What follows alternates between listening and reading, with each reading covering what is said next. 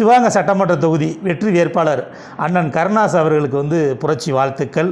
நிச்சயமாக நீங்கள் அதிக ஓட்டு வாங்கி வெற்றி பெறுவீங்க.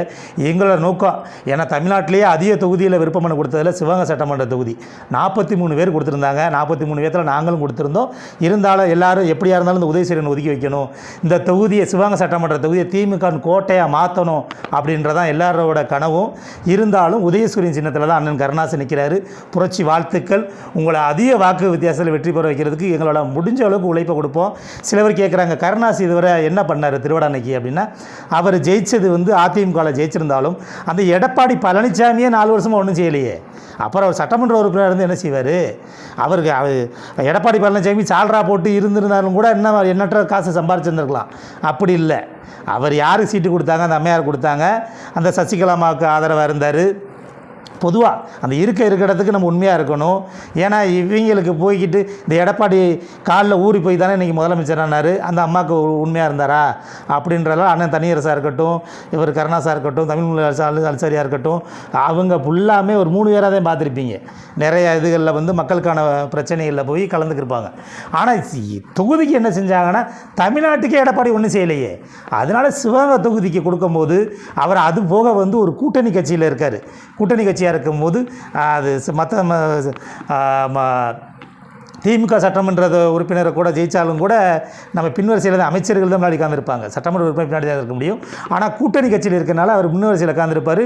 நிச்சயம் முதலமைச்சர்கிட்ட எண்ணற்ற திட்டங்களை கேட்டு நம்ம சிவகங்கை சட்டமன்ற தொகுதியில் இன்னி வரப்போகிறது நம்மளோட தொகுதியை, சிவகங்கை சட்டமன்ற தொகுதியை கோட்டையாக மாற்றணும். அதுதான் செய்யணும். அது நம்ம இருந்து செஞ்சாருன்னா, அண்ணன் கருணாசன் அண்ணன் இருந்து செஞ்சாருன்னு இந்த ட்ரிப் அவருக்கு வாய்ப்பு கிடைத்திருக்கு. எதிர்காலத்தில் யாருக்கு வேணாலும் வாய்ப்பு கிடைக்கலாம். அப்படின்ற போது இப்போயில இருந்தே நம்ம உதயசூரியன் நிற்கிது. முதலமைச்சர் முத்துவேலு கருணாநிதி ஸ்டாலின் அவர் அறிவித்து அவர் நிற்கிறாதான் நினைக்கணும். முதலமைச்சர் நின்றாமல் எப்படி வேலை வைப்போமோ அது மாதிரி அண்ணன் கருணாஸ் அவர்களுக்கு வேலை வைக்கணும். அவர் நினைக்கிறாங்க, ஏன்னா முக்குலத்தூர் புலிப்படையின்னு அவர் சாதி கட்சி வச்சுருக்காரு. அவர் சாதி அல்ல, சாதி கட்சி பேரை வேணுமா வச்சுருக்காரு தவிர, அவர் பார்த்து என்ன முதலமைச்சர் அறிவிச்ச பிற்பாடு போய் சந்தித்தது யாரை தெரியுமா? அண்ணன் திருமாவளவன் அண்ணனை தான். அவரை தான் அண்ணனை சந்தித்தார். ஏன்னா அவருக்கு தெரியும், இன்றைக்கி தமிழ்நாட்டு அரசியலில் ஒரு அறிவி சிறந்த ஆள் யாருன்னா அண்ணன் திருமாவளவன் தான். அப்படின்னா அவர் சாதி ரீதியாக இருந்திருந்தால் அவரை போய் பார்த்துருக்க மாட்டார்ல. அப்படி இருக்க மாட்டார். அதனால் அவரில் முதலமைச்சர் ஒவ்வொரு தொகுதியிலையும் பார்த்து தான் வேட்பாளர் தேர்ந்தெடுத்திருக்காரு. அது கூட்டணி கட்சிக்காக இருக்கட்டும். இது கூட்டணி கட்சியில் நம்ம நம்ம சின்னத்தில் நிற்கிறதுனால உங்களுக்கே தெரியும் அப்படி எப்படி வேட்பாளர் கொடுத்தா. ஏன்னா நம்ம சின்னத்தில் நின்று பார்க்குறதுனால ஒரு நல்ல ஒரு திறமையான ஆளுக்கு தான் கொடுக்கணும். அண்ணனோட நீங்கள் கருணாஸ் பத்திரிகையாளர் சந்திப்பு, பேட்டி, இதெல்லாம் ஊடகங்களில் பாருங்கள். ஒரு திறமையான ஒரு ஆளாக தான் இருப்பார். இப்போ அதிமுக அறிவிச்சிருக்காங்கல்ல, அவர் மாவட்ட செயலாளருக்கு ஒரு பொம்மையாக தான் இருந்தாரே தவிர சிவகங்கை தொகுதிக்கு இந்த 5 வருஷத்தில் என்ன செஞ்சுருக்காரு? யாராவது தெள்ளி போய் கேளுங்க பார்ப்போம். அவர் பேரை தெலுங்க பார்ப்போம். யார் இருந்தாருன்னு கேட்பாங்களே தவிர, இங்கே ஒரு சட்டமன்ற உறுப்பினர் இருந்தும் இல்லாத மாதிரி தான் சிவகங்கையை பொறுத்தவரை. தமிழக அரசு கொண்டு வர திட்டங்களில் கூட கலந்துக்கிற மாட்டார். அரசு நிகழ்ச்சியில் மாவட்ட ஆட்சியர், அமைச்சர்லாம் கலந்துக்கிறாங்கல்ல, அதில் அவருக்கு ஒரு இருக்கை போடப்படும். ஆனால் கலந்துக்கிற மாட்டார். நீங்கள் திமுக கூட்டங்களில் கலந்துக்கிற சொல்லலை. தமிழக மக்களுக்கான உங்கள் சிவகங்கை தொகுதி மக்களுக்கான திட்டங்களை செய்யும் போது அதில் கலந்துக்கிறதுல உங்களுக்கு ஒரு பிரச்சனை இருக்குது. ஏன்னா அந்த அளவுக்கு தான் உங்களை பக்குவம். அந்த அம்மையார் அப்படித்தான் ஆளுகளை வளர்த்து வச்சுருந்தாங்க. அடிமையாக இதில் திமுக கட்சிக்காரர்களுக்கு கல்யாணத்துக்கு கூட போகக்கூடாது, கல்யாண காட்சிக்கு போகக்கூடாது. சரி, இங்கே மக்கள் நலத்திட்டத்துக்கு மாவட்ட ஆட்சியர் செய்கிறாங்க, அமைச்சர் வராங்கன்னா அதில் ஏன் கலந்துக்கிறக்கூடாது?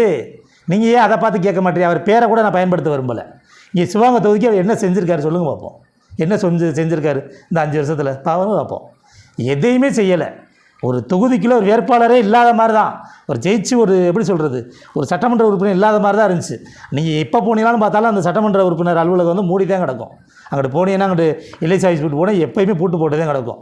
அதனால் நம்ம தொகுதிக்கில் அவர் கருணாசர் அண்ணன் இருக்காருன்னா அவர் கிட்டத்தட்ட 30 ஏக்கர் இடம் வாங்கி போட்டு விவசாயம் பார்க்குறாரு. இன்றைக்கி சீட்டு கொடுப்பாருன்னு அவருக்கு தெரியலை. சிவகங்கை தொகுதிக்கு ஏதாவது ஒன்று செய்யணும்னு நினச்சி தான் அவர் 5 தொகுதி கேட்டார். அதில் நம்ம சிவகங்கை தொகுதி முதலமைச்சர் கொடுத்துருக்காருன்னா பார்த்து யோசிச்சு தான் கொடுத்துருக்காரு. அவர் அதிக வாக்கு வாங்கி வெற்றி பெற வைக்கணும். இது நம்மளோட கடமை, நம்மளோட உழைப்பு. நிச்சயம் வெல்ல வைப்போம். நன்றி, வணக்கம்.